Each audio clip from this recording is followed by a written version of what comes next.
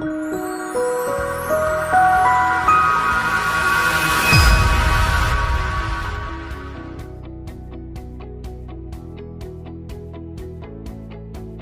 there, welcome to Better Business Insights. I'm Liz Jarvis. Today we're going to talk about the ripples decisions can make into your business. Now, there are good decisions and there are not so good decisions.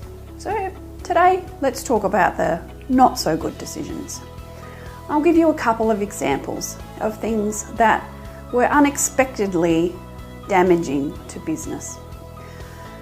One is in relation to a dairy farm I worked with once, where the owner was able to observe the staff around the place. You know, it's a big farm, there's lots of things to be done. And at one stage he observed the drovers. They're the guys who ride around on the bikes and get the cows up to get milked. He observed that on a few different occasions they seemed to be, that person or that whoever was rostered at that time seemed to not be doing anything. So surely that means that there's a cost that could be cut. So after much discussion, it was agreed that the hours for the drover would get reduced. Now it was sunny and fine and everything seemed to be going well, but then the weather changed. And with the weather change comes a whole lot of other things, these unexpected ripples of things that go on.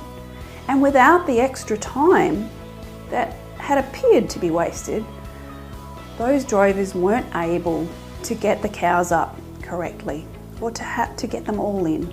I'm not sure of the exact details that happened, but in dairy farming, that actually has long consequences, complex consequences, because the cows have a certain amount of milk to give, but if they get unwell, if they don't get milked on time, if they get upset, all those things, that amount of milk drops off. If they get sick, that milk gets infected. That affects the statistics of the milk, and that can affect the price that the farmer is paid for the milk. So it's a perfect example of where a cost-cutting measure can actually backfire. Another example that I've heard of recently was in a retail environment where there was a lot of actual interaction between the salespeople and the clients. There was a lot of upselling that happened, but the accountant, tax time, looked at the statistics and looked at, benchmarks and said, look, your wages are too high. You need to cut your wages. So a number of the workers within that retail business were asked to cut their hours, and there was less overlap on the floor. There was a bit of animosity then with the employees. But at the end of the day, what happened was that sales went down because there wasn't enough time for the person on the floor to manage to upsell, to really serve the customer so that they could get what they needed. Perhaps some customers didn't come back.